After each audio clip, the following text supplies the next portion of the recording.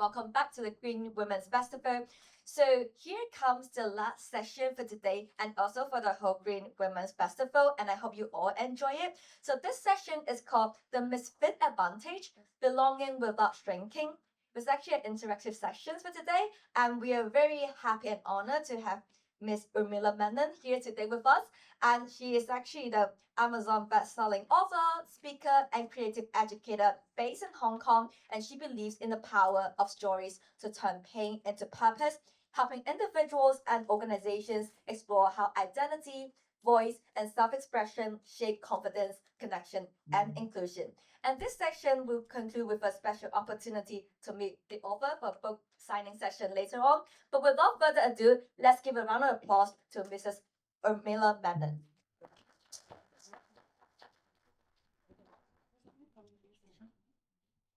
Yeah, is it?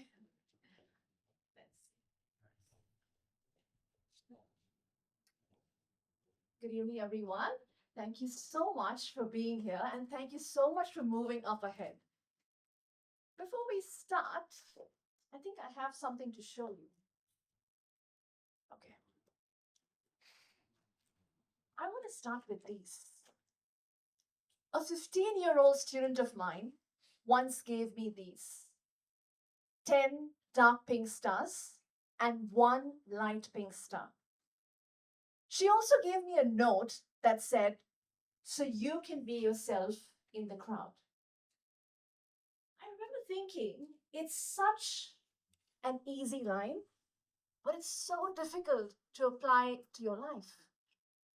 Because for all my life, I have felt like that light pink star. Slightly different, not the same. And I used to think that I needed to change.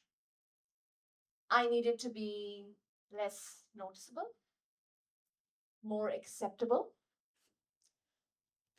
But I also noticed that all of us here have kind of edited ourselves one way or the other, depending on the rooms we have been in. Before we move on, I want to ask you something. By a show of hands, let me get my clicker. By a show of hands, how many of you have felt like the misfit in the room? The reason could be just about anything. We're not looking at the reason right now, but you felt like a misfit. I want you to slowly look around, because this is usually the time you realize that you are not alone in this feeling. Thank you so much. It's that feeling when you enter a room and you feel like, ooh, I don't belong here. No one said anything, but you can still feel it. That feeling right there is where this talk begins. Because when we feel different, we start editing parts of ourselves. Let me give you some examples. It could be the way we speak differently in different rooms. Sometimes we hold back our opinions before we have tested the room. Maybe the way we shrink our gestures so that we don't get judged. Maybe we laugh a little louder than we wanted to. And all these things are happening automatically. We're not trying to be fake. We're just trying to feel safe. But the problem is, over time, we don't even realize how much of ourselves we have edited out. I want you to think of this. What's the one thing that you have edited just to belong in a room? Try and think of how it makes you feel. What does that memory feel like? How do you feel in your body when you think about it? That wasn't a weakness. That was you trying to adapt, trying to survive.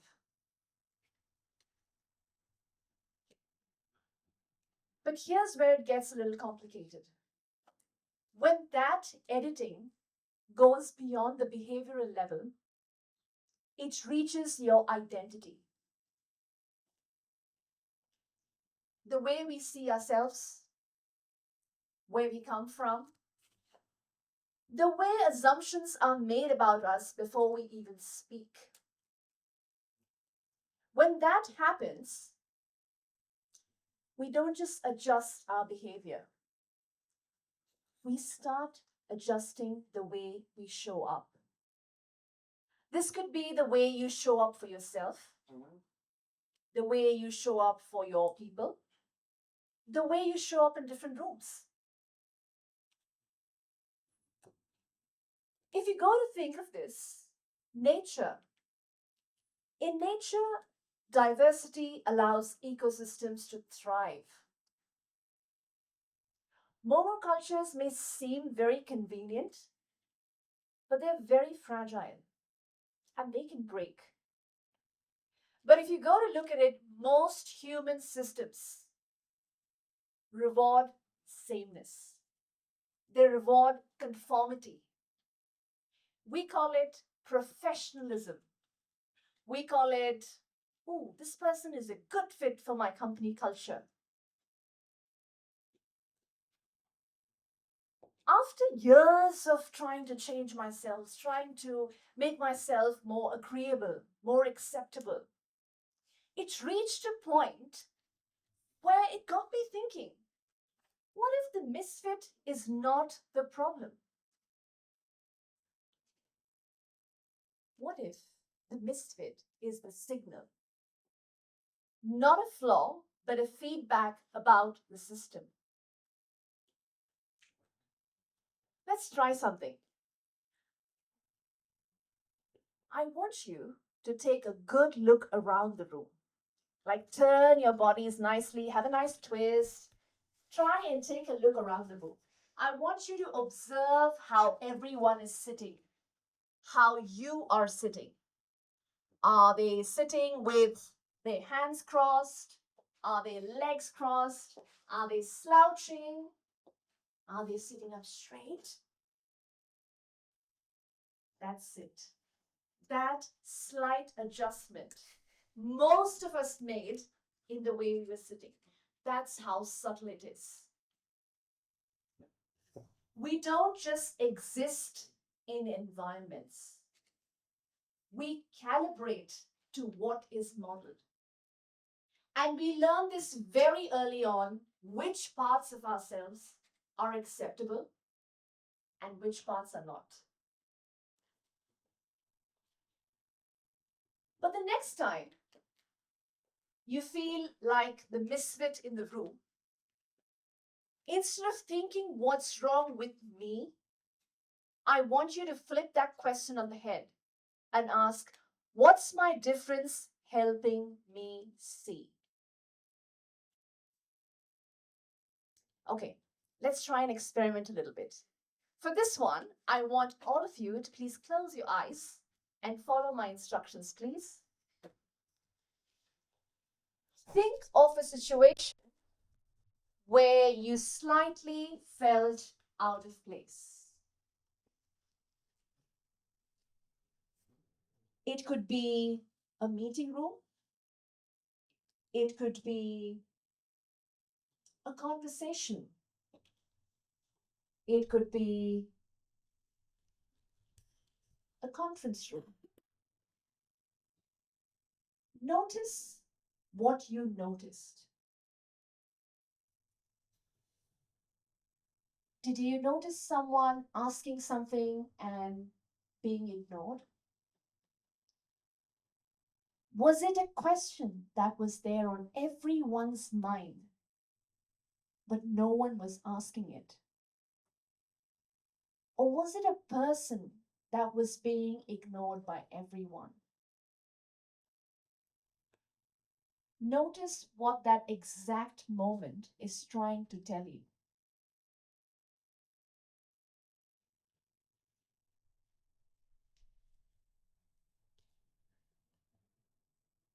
Let's open our eyes. What came up for you? It could be something very subtle, probably a kind of feeling that you can't really put a finger to. Or was it something that you saw that others didn't? Whatever that was, let me be the one to assure you that's not overthinking. That's awareness. That's data. Let that sink in. When I started sharing my story, my book,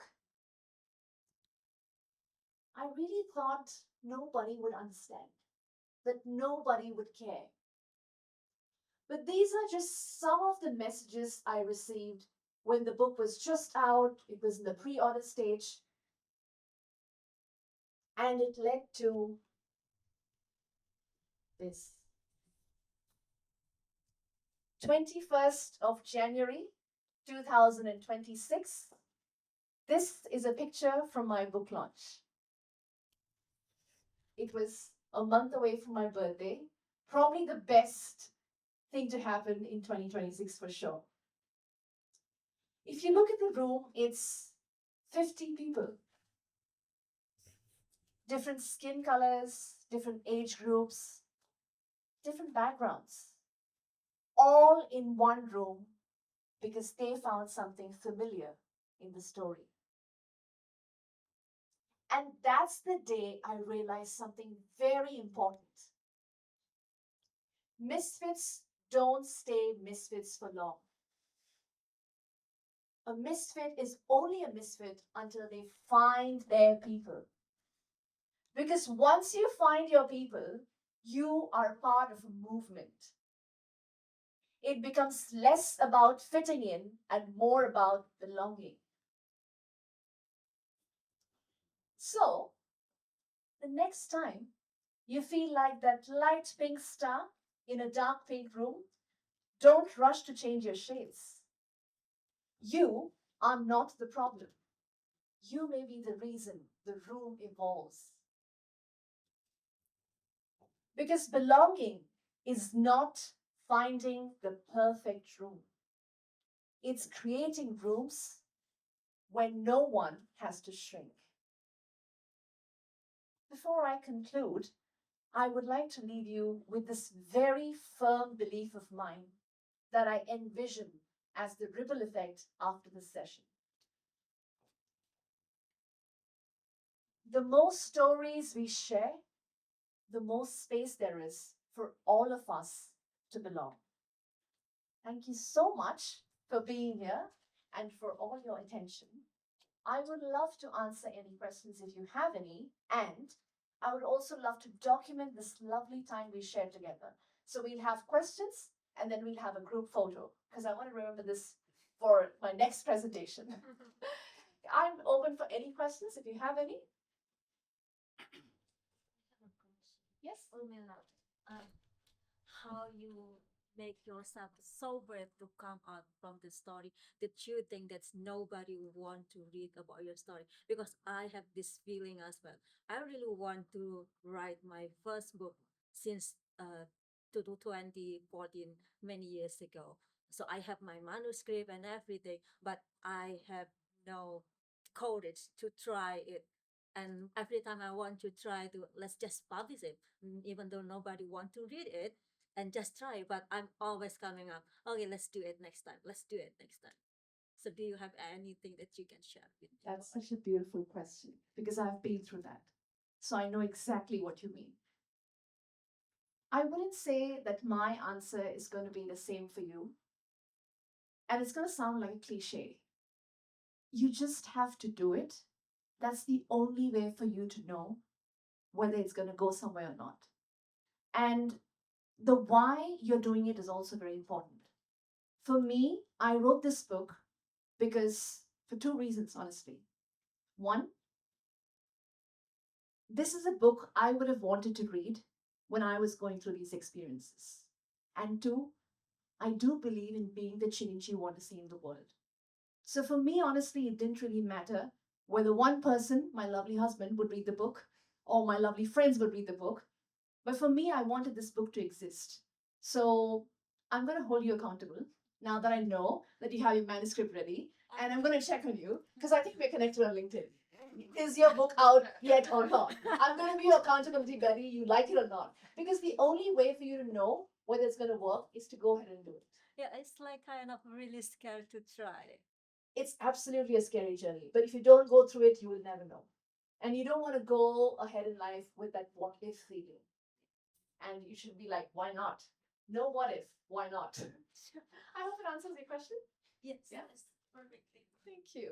Thank Anyone else for any other question? Yes, Mulka. Yes, I have this question for you.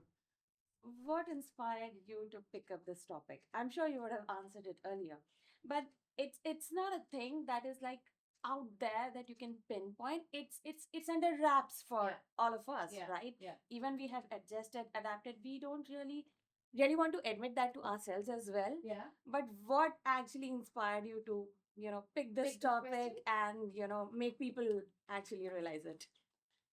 Because I feel, first of all, lovely question. And as I mentioned to her as well, I think the why for doing something is so important. I feel all of us in this room have felt like a misfit one or the other reason. And it's something that we just shove in the corner because we kind of assume that we're overthinking. And I am an overthinker. And I am kind of done with the overthinking. So when I published this book, I realized this feeling of misfit is not a one off thought just for me. The kind of response the book garnered kind of validated the fact that this is a topic that requires conversation. The kind of connections I've had, in fact, intergenerational. My youngest reader is 16. She was there at the book launch. So from 16 to 60, I think I've heard so many beautiful conversations and so many people coming to me and saying that you have said something that I have been mulling over all my life. So I know there is a need for this topic. I know we need safe spaces for these conversations. And I know that misfits are bloody amazing people. So I think why not speak about this and turn this misfit, like, turn it from a flaw into an advantage because it is an advantage. Thank you so much. Any other questions, anyone? Yes? I think this is something that a lot of us resonate, and it is also something that feels very intimate. When it's so intimate, because when you ask us to picture how you feel unfit, Yeah. I even saw some scenes within the family that I feel unfit. When it's so entangled from your childhood, from people that you're very close with, it must be difficult to peel everything off and to put it into practical words. And especially, by the way, I recommend to read Hermes' Substack as well. I'm a loyal reader, and her words are so well articulated. And how to gauge this distance between your own pain and put into something that's so probably even rational and objective, and that give people practical tools that they can use. I love that question, Ruby, and I'm so grateful that you've been a loyal reader from my Substack. Substack is a writing platform. So yeah, she's one of my few readers, one of the earliest readers. So I think it's a very, very tricky situation because it's your experiences that you've been through. In fact, while writing, it was like, as a writer, you only have two options. You either heal from it or you let it go. There is no midway. So when you go through those experiences and you kind of relive it when you're writing it, I was only envisioning someone like me who came to Hong Kong for the first time in 2017. What would that person want to read? How can I make that person feel seen? That was my intent behind writing this book. Because when I was going through those experiences and I was looking for something, because I don't know if there are overthinkers here, you tend to find, you want to see, you want evidence that it's not just in your head, that there is someone else feeling the same thing, someone else experiencing the same thing. So when I was looking for books like this, I couldn't find something that would resonate with my experience. So for me, the purpose was beyond me. I think that's what helped me distance from the muddle of emotions that we go through and to make it a universal experience. So once you turn your pain into your purpose, I think there is definitely that kind of distance that you can make from your experiences to what you want the reader to experience. So I think that's what helped me. Any other questions? Yes? What did writing this book change how you see yourself? Yes, absolutely. Thank you for the question. That writing this book really, I'm definitely someone who feels that I don't want to be the victim in my story. I want to be the victor in my story. And I think writing this book really empowered me to feel that feeling and also reach a lot of people who feel the same. Because I think earlier it was just in my echo chamber, me sitting and mulling over these things and thinking and rethinking about these things. But writing this book really helped me get out of it and reach out to many people who have had these kind of conversations. So now it has empowered me in making others feel seen and heard. So I think, yes, it has definitely gotten me out of my head to reach others in a way that can heal many others. So it's like a ripple effect. You heal yourself, in the process, you heal others as well. Any other questions? Thank you. Any other questions? Yes? Two things. First of all, if you publish your book, I will buy and read it. So yeah, no excuses. There you go. I've been in workplaces where my bosses told me to shave off the moustache because I would not fit in. You know, Right. it's like, you know, yeah, we need to look professional. We need Yeah. to go shave off. Yeah. And I've also had bosses who are like, I don't care what you look like as long as you can do the work. So having friends, allies in high places, Yeah. not just friends, but friends who are in a position to support, counts for an awful lot. Yeah. Do you have any strategies for building those friends in high places, or is that even necessary to survive being a misfit? Love that question, babe. For you, it's your mustache. For me, it's my tattoos. So I have been an educator for the longest time. I have taught all age groups from primary to kindergarten, university, and working professionals. And tattoos have also been similar to your mustache, a kind of, unprofessional, or I've been told to cover them up. But I have it on my fingers as well. And I don't plan to become the queen, with the gloves on and everything. For your question of having someone in power as an ally, I think I would think of it as an afterthought, honestly. For me, I don't know why it is. Maybe sometimes you are done with feeling like a misfit and feeling like a victim, that you reach a ceiling point where from now on you're just going to charge ahead, whether you have an ally or not. But definitely, it helps a lot, like you mentioned, to have someone in a higher position who is influential. For me, that could look like a director of an institute who supports my teaching rather than being bothered by my tattoos or the local skin color. So it is a nice to have thing. But personally, I would not wait for that because I'm done waiting. Definitely nice to have, but if not, we're going ahead anyway. That's how we're reclaiming our power. Thank you for the lovely question. Any other questions? Yes. I mean, not necessarily a question, but what I observe is, in my case, when I started sharing my stories publicly, the people that were critical of me all the time suddenly vanished. Yeah. And then,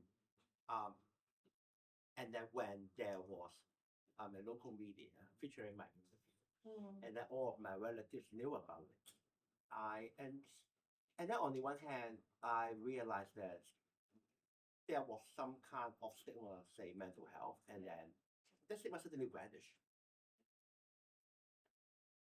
And and then I realized that when you started sharing your story, Yeah.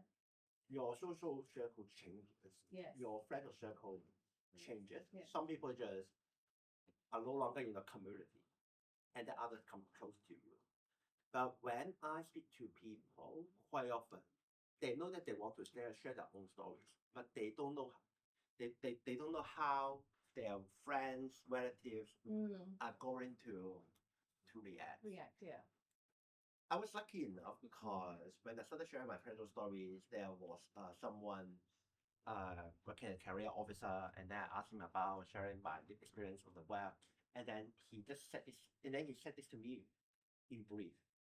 As long as you don't encourage people to break the law, just share what you think. Absolutely. So say when from the time that you plan to publish book to the time that you finally publish the book, what do you see as the changes, let's say in your social circle and That's a lovely question. I think the best way to know which friends to keep and which friends to chuck is to start doing your thing. That's the best barometer to identify. Do you want to keep this person, or is this person going to be faction? I know it sounds really harsh, but it's the truth. Because you can continue your entire life shrinking to make others comfortable while you are so uncomfortable. Or you can stop that and say bye bye to that person and start your journey. When you start, like you mentioned, when I did get my book out, it's related to so many people, and I wasn't expecting that one bit. I was like, okay, maybe, of course, my husband's going to read it. I'll have a couple of friends. My parents, not so sure, because I have been a bit graphic with my childhood details as well, and they're very private people. So I was like, okay, let's see how this is going to go. But then once I did start sharing the kind of conversations, the kind of people, I think it's led me to meet some of the best people who have connected with me for the right reasons. So, if anything you take away from today evening, let it be this: do your thing. You will know exactly who are your people and who are not your people. And you will meet the right allies who will champion you to where you want to go. I have some of them in this room today. So, it's living proof that it does happen. How about we take a group photo on this lovely note? Yeah? Rita, you want to join us for a group photo? Yep.